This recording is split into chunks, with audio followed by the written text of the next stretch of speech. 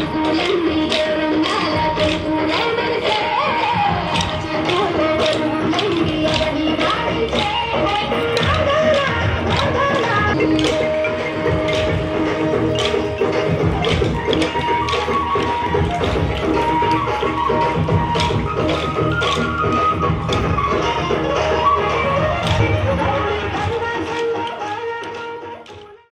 రోజు ఇక్కడ మనం ఇండోర్ ప్రైమరీలో బతుకమ్మ సంబరాలు అలాగే విజయదశమి సంబరాలు కూడా జరుపుకుంటున్నాము.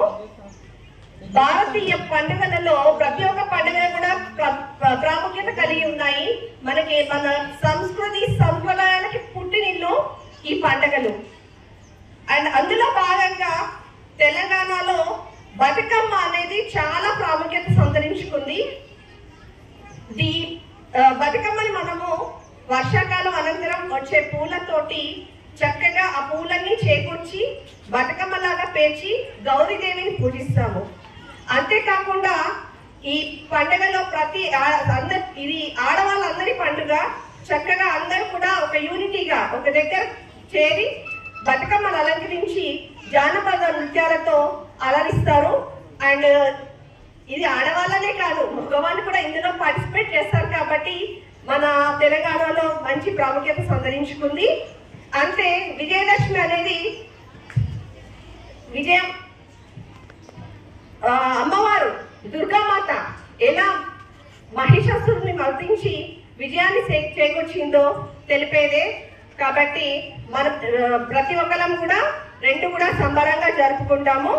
అంతేకాకుండా నేను రీసెంట్ గా పిల్లలకు ఒకటి చెప్పాను. ఎప్పుడైనా సరే మనం పెద్దవాళ్ళని పిలిచినప్పుడు ప్రతి ఒక్కళ్ళు ఆ స్పీచ్ ని ప్రాపర్ గా వినాలి. వినడం వల్ల మీకు ఏమవుతుంది అంటే అందరూ ఒక్కొక్క దగ్గర ఒక్కొక్క స్పీచ్ ఒక్కొక్క ప్రాముఖ్యతను మనం వినొచ్చు. అవి మనకి వాల్యుబుల్, మనకి యూజ్ అవుతాయి. కాబట్టి చక్కగా వినండి, విని వాటిని నేర్చుకోండి. సో ఒక్కసారి అందరూ మన అతిథులకి గట్టిగా చప్పట్లు కొట్టండి.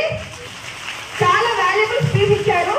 శ్రీనివాస్ గారు చక్కగా చెప్పారు. మీరు ఎలా చదువుకోవాలి, పెద్దవాళ్ళని ఎలా రెస్పెక్ట్ ఇవ్వాలి, టీచర్ల పైన ఎలా దృష్టి పెట్టాలి అని చెప్పేసి ఎవ్రీడే అమ్మ రోజు అన్నం తిను లేదా ఇది చెయ్యకూడదు అంటే మీరు వినరు. అదే టీచర్ చెప్తే వింటారు. కానీ స్కూల్లో టీచర్ ప్రతిరోజు ఇది చెయ్యండి అంటే వినరు. కానీ అతిథులు చెప్తే వింటారు. కాబట్టి అతిథులను పిలవాల్సి వస్తుంది.